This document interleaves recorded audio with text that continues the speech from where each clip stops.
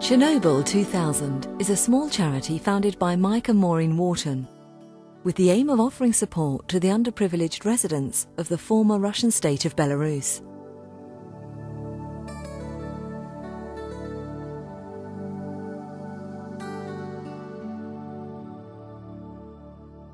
In April 1986, the world became aware of the terrible nuclear explosion in the previously unknown Ukrainian town of Chernobyl.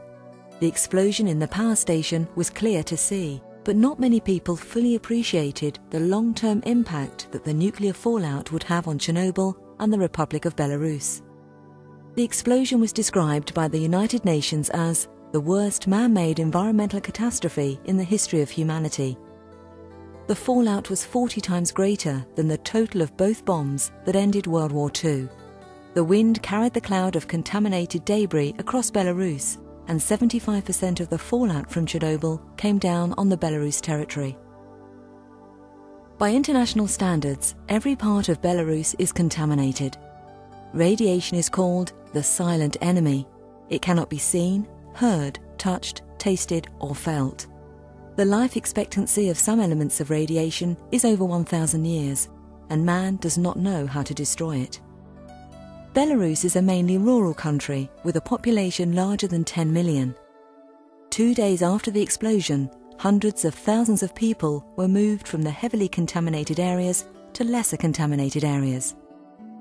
They were only allowed to take their passports, nothing else. The social upheaval was unbelievable. These people were told they would be away from their homes for only a few days. To this day, many have not returned home. The contamination devastated local farming and agriculture and has ensured deprivation and a poor quality of life for millions of Belarusians. A typical Belarus monthly wage is £100 per family per month, and the state pension is less than £50 per month. However, Belarusians possess great strength, pride and resourcefulness, and it was these characteristics that first impressed Mike and Maureen when they first met children and an interpreter from Belarus who were on holiday here staying with their son and his wife.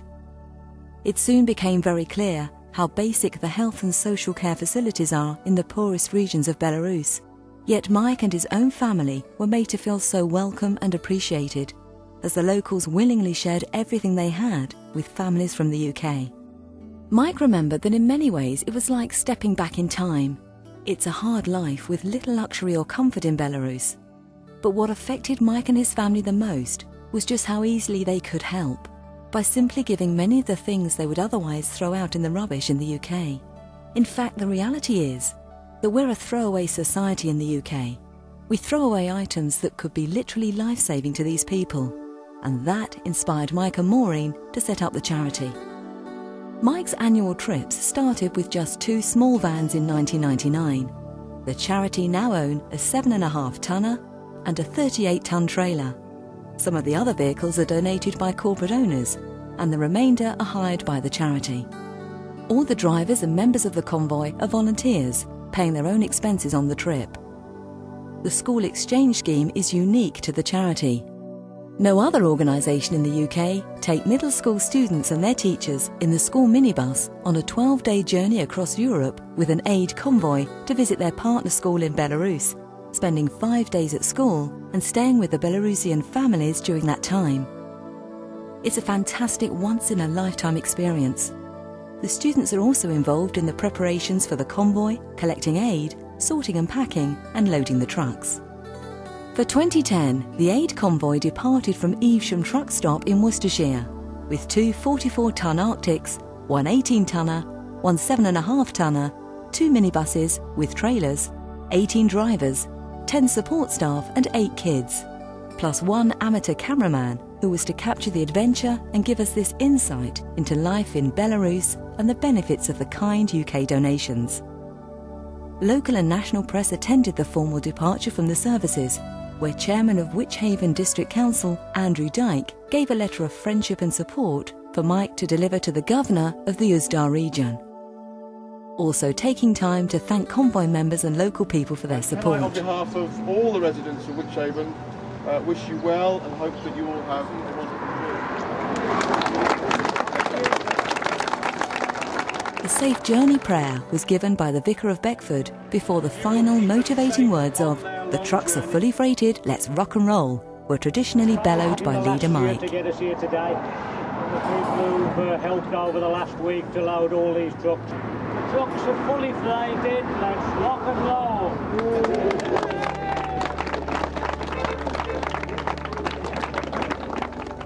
Several hours later, the convoy arrives at Dover to cross the Channel into Dunkirk. For some of the group, this is the first time they've left England, and all of the team are in good spirits. This is my fifth trip to Belarus, and I'm really looking forward to meeting my friends at the school. I've made so many friends over the last few years. It's just such an amazing experience every time. The European section of the trip takes 3 days and 2 nights of driving through France, Belgium, the Netherlands, and to the welcome night stopover at a truck stop near Berlin. So we shall stop at the Cross Hands very shortly. That's where East and West Germany met before unification, and there's a sculpture of hands clasped together, never again be in conflict in Europe. Then across Poland and the border crossing into Belarus, and also into another international time zone.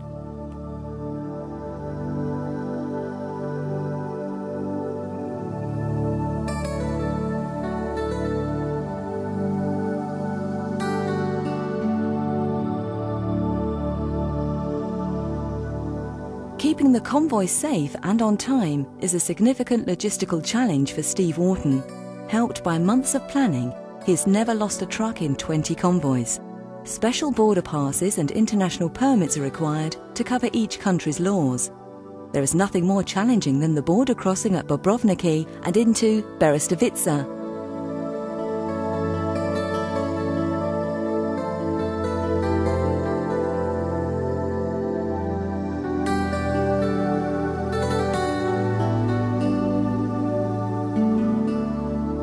This is a tense time for Mike, Steve and the team as they wait anxiously for over 8 hours to be granted permission to continue. We are, as we speak, in Belarus. Some of us. 2 minibuses, okay. 2 trucks, okay. 1 truck now, okay. But waiting for paperwork which will take maybe 2 hours. Once into Belarus, the convoy splits into 3 as the students go to the school and local families, and the distribution of donations is delivered to the pre-arranged drop-off points.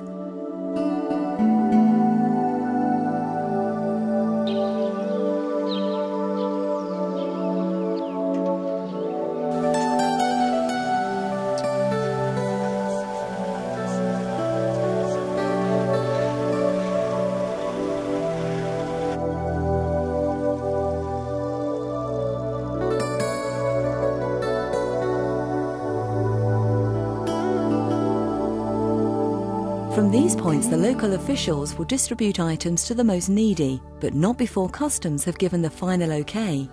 Mike has built good working relationships with these officials and often uses his charm to lighten the atmosphere. The local families are always very thankful of the donations, and the local media and public officials take a healthy interest in the charity work. Организация, предоставившая этот грузовик, благодаря навигационной системе может уверенно отслеживать движение этого грузовика. Showing their appreciation, the social services lay on a meal and offer gifts and notes of appreciation. Before leaving the area, professional truck driver Mark Stevens takes time to swap driving tips with the local hauliers that may assist him with his onward journey.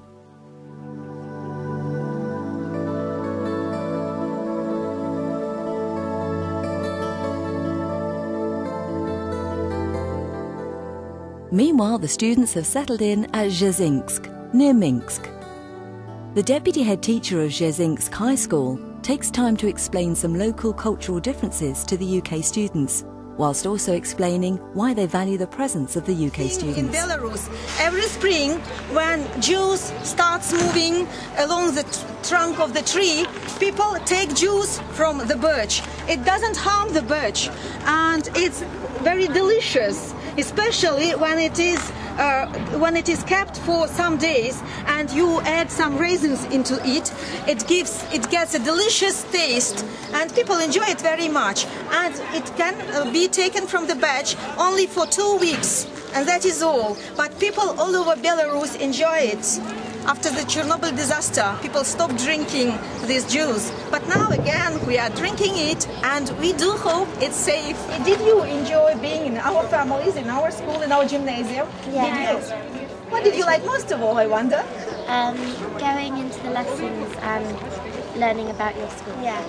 Learning about our school. We do hope that our school will be real friends, and it is the third time when children from Britton Hill Middle School come to our school, and it's really lovely. We are grateful to everyone who helps this happen, because if it doesn't, we will miss great opportunities.